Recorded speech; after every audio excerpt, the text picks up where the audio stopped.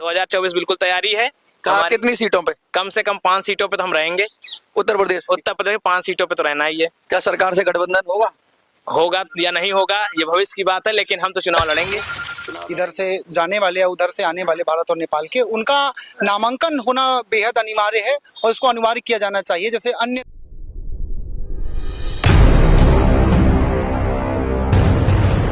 नमस्कार, मैं मनोज स्वराजी और आप देख रहे हैं मिनी संसद। इस समय हम हैं दिल्ली की नई दिल्ली एरिया में और हम आज जो बात उठा रहे हैं वो बात है जो पूरे देश में उठनी चाहिए। वो बात ये है कि सीमा पार किस तरीके से लोग आते हैं और जाते हैं।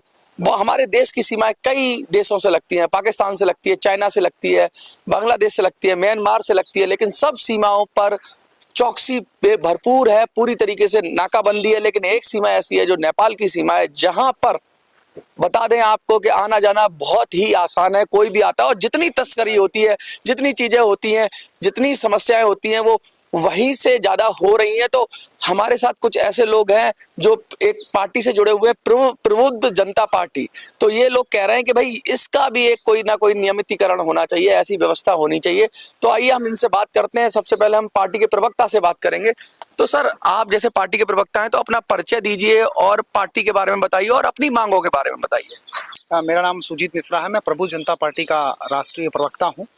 और आज जिस विषय पर हम लोग दिल्ली जंतर मंतर पर धरना प्रदर्शन और भूख हड़ताल के लिए आए थे, तो कार्यक्रम को धारा सीबीसी धारा 144 लागू होने के कारण जो है दिल्ली पुलिस द्वारा अनुमति प्रदान नहीं की गई है, जिस कारण से हमें जो है केवल ज्ञापन देने का ही अवसर कहा गया। और महामहिम राष्ट्रपति द्रौपदी मुर्मू जी के पास ज्ञापन सौंप करके हम अभी जस्ट आ रहे हैं। और विषय ये है कि भारत और नेपाल के बीच, जैसा कहा जाता है कि रोटी बेटी का रिश्ता है, सारी बातें ठीक है, लेकिन भारत और नेपाल की सीमा पर काफ़ी ऐसी चीज़ें हो रही हैं जो इस देश के लिए और इस देश के जो क्षेत्र से जुड़े हुए जो लोग हैं भारत नेपाल सीमा के आसपास के, उनके लिए बेहद बहुत अच्छी नहीं कही जा सकती है। 3 सूत्री हमारी मांग है, जिसका ज्ञापन हमने महामहिम राष्ट्रपति को अभी सौंपा है।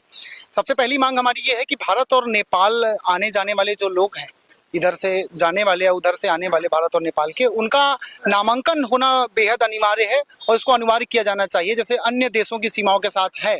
क्योंकि कौन व्यक्ति नेपाल जा रहा है, कौन व्यक्ति नेपाल से आ रहा है, और तमाम मानव तस्करी या ड्रग्स या नोट समस्या जैसी चीज़ें भी भारत और नेपाल के बीच तमाम सुनने को मिलती हैं। और अंतर्राष्ट्रीय एक सर्वे भी बताता है कि नेपाल सीमा पर ही बहुत ज़्यादा मानव तस्करी होती है। सबसे पहली हमारी मांग ये है। दूसरी मांग हमारी ये है कि भारत का जो भी व्यक्ति जाता है वहाँ पर निश्चित रूप से कोई नामांकन की सुविधा तो है नहीं सीमा पर, तो इसलिए वहाँ पर जो व्यक्ति जाता है उसके यदि कोई मिसहैपनिंग होती है, मिसबिहेव होता है, तो उसके लिए वहाँ पर स्थानीय स्तर पर एक कमेटी का गठन होना चाहिए और जिसको भारत सरकार का विदेश मंत्रालय जो है उस पर अपनी निगरानी रखे। और इसके लिए हमारी मांग है कि भारत सरकार नेपाल सरकार के साथ बातचीत करे, द्विपक्षीय वार्ता करे और इस पर निर्देशित किया जाए कि नेपाल में भारतीयों को उचित सुविधाएं और सुरक्षा का बेहद ध्यान रखा जाए। और तीसरी बहुत अहम मांग है हमारी, तीसरी मांग हमारी ये है कि जब कोई व्यक्ति भारत से नेपाल जाता है और नेपाल में वो होता है, उसके पास किसी कारणवश यदि वोटर सर्टिफिकेट यानी कि जो मतदाता पहचान पत्र है वो नहीं होता है, तो वो इंटरनेशनल यात्रा नहीं कर सकता है। इंटरनेशनल यात्रा से मेरा कहना ये है कि जैसे काठमांडू से कोई व्यक्ति दिल्ली आना चाहे, गोरखपुर, बनारस या भारत की किसी भी प्रांत की किसी भी कहीं भी आना चाहे, तो उसको वोटर ID कार्ड यदि नहीं है तो उससे हमारी सरकार, हमारा दूतावास 7,000 रुपए, लगभग 6200 नेपाली रुपए की मांग करता है। और जब हम उसको देते हैं तब हम अपने देश वापस आ सकते हैं।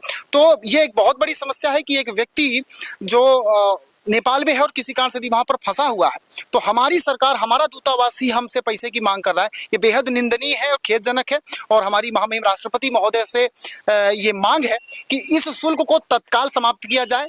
और इस पर जो है तीनों मांगों को लेकर के हम एक बड़ा यहाँ पर जो है प्रोग्राम करने वाले थे, लेकिन चूंकि धारा 144 लागू होने के कारण हमें अनुमति नहीं प्रदान की गई। इससे तमाम लोग जो हमारे साथ आए थे या आ रहे थे उनको माननीय राष्ट्रीय अध्यक्ष जी के नेतृत्व में रोका गया। और माननीय राष्ट्रीय अध्यक्ष जी और मैं राष्ट्रीय प्रवक्ता होने के नाते हम यहाँ पर आए हैं और अपनी बात जो है ज्ञापन के माध्यम से महामहिम राष्ट्रपति तक पहुँचाई। और एक बात और मैं कहना चाहता हूँ यहाँ पर बिल्कुल स्पष्ट शब्दों में कि यदि भारत सरकार हमारी इस मांग को और इस पर कार्रवाई नहीं करती है, तो निश्चित रूप से प्रबुद्ध जनता पार्टी राष्ट्रीय अध्यक्ष श्री प्रतीक मौर्य जी के नेतृत्व में आगे की जो कार्रवाई है, आगे की जो रूपरेखा है, इसको किस तरीके से करना है, जनता के बीच जाना है, वो निश्चित रूप से और प्रोटेस्ट होंगे। धन्यवाद। जैसा कि आपने पूरा जिम्मा उठा लिया है और राष्ट्रीय अध्यक्ष भी हैं आप, तो परिचय तो आपका दिया आपके प्रवक्ता ने, लेकिन एक बार मैं फिर चाहूंगा कि पार्टी की स्थिति बताइए कि कब पार्टी फॉर्म हुई और पूरा नाम अपना, और फिर बात शुरू करते हैं। सबसे पहले मैं जनता को प्रणाम करना चाहता हूं देश की। और प्रबुद्ध जनता पार्टी सितंबर 2023 में जिसका गठन किया गया और अभी चुनाव आयोग के नामांकन में प्रोसेस पे चल रही है। तो सवाल इस बात का है, जब व्यक्ति प्रबुद्ध हो जाता है तो सबसे पहले उसे सुरक्षा की जरूरत पड़ जाती है, और सुरक्षा तो कम से कम रहनी चाहिए। तो सुरक्षा के दृष्टिकोण से हम विदेश पे ही जाए, नज़दीक अपने देश की बात करने जाते हैं तो नेपाल ही हमारे नज़दीक का बॉर्डर है और सबसे अच्छा संबंध वहीं हमारा था। जैसे प्रवक्ता जी ने भी बताया सारी चीज़ें मांगों को लेकर के, तो यहाँ पे ज़रूरत सिर्फ वहाँ पे हमारी व्यक्ति के सुरक्षा किस तरीके से हम मुहैया करा पाएँ। तो कुछ लोग हमारे वहाँ पे गए, वो गायब हो गए, और वहाँ पे गए और गायब हो गए। तो कई लोग, जब लगातार हमें ये सूचना मिली तो हमसे पहले पार्टी बनाने के बाद हमें सुरक्षा की ही बात के कहने के लोग आए कि आप भैया सुरक्षा कैसे मुहैया, वहाँ ये स्थिति बनी हुई है। तो फिर मैंने जब वहाँ नज़दीक जाके देखा, जब बॉर्डर के आसपास भी लोगों ने बताया कि क्या हाल चाल वहाँ पर है, तो कई समस्या ढेर सारी है। जैसे प्रवक्ता साहब ने 3 मांगों को बताया, तो ये मुख्य रूप से यही सबसे बड़ी समस्या थी कि वहाँ पे व्यक्ति असुरक्षित है हमारे देश के। जब संबंध मजबूत हैं तो असुरक्षित कैसे? ये बड़ी बात है, क्योंकि देखिए हमारे जो दुश्मन देश हम कैटेगरी में डालते हैं, जैसे पाकिस्तान है, 3 बार लड़ाइयाँ लड़ी, चाइना से भी 4 बार हो गई, पाकिस्तान से तो चाइना से भी लड़ाई हुई।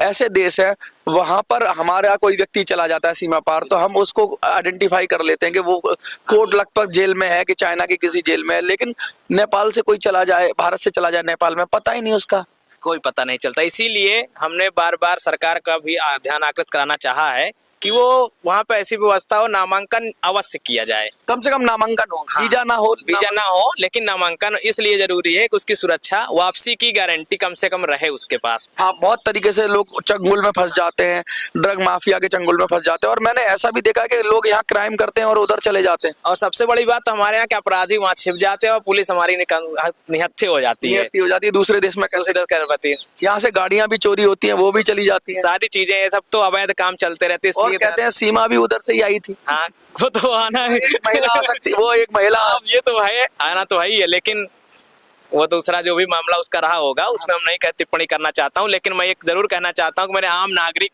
नहीं, बहुत मुखर रूप से आप ये मुद्दा उठा रहे हैं। क्या लगता है इस पे लामबंदी करके चुनाव लड़ेंगे? अगर ये मुद्दा सुरक्षा का है तो बिल्कुल हम इस मुद्दे को उठाएंगे। 2024 की तैयारी है? 2024 बिल्कुल तैयारी है। कितनी सीटों पे? कम से कम 5 सीटों पे तो हम रहेंगे।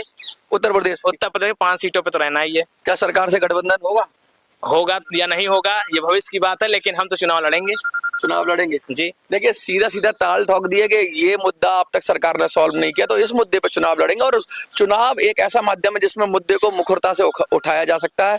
अब देखना ये होगा कि सरकार इस पर क्या ध्यान देती है, और नहीं ध्यान देती है तो कम से कम हम तो इनको यही कहेंगे कि मुद्दा सही है, जायज है, और ऐसे ही लोगों के बारे में उठाते रहिए। और जैसे ही इनका आगे जब भी हम इनसे मिलेंगे तो इस पर ये जानने की कोशिश करेंगे आंदोलन ये जो बनाना चाह रहे हैं इस विषय को, ये कहाँ तक पहुंचा और कितना बड़ा। देखते रहिए मिनी संसद।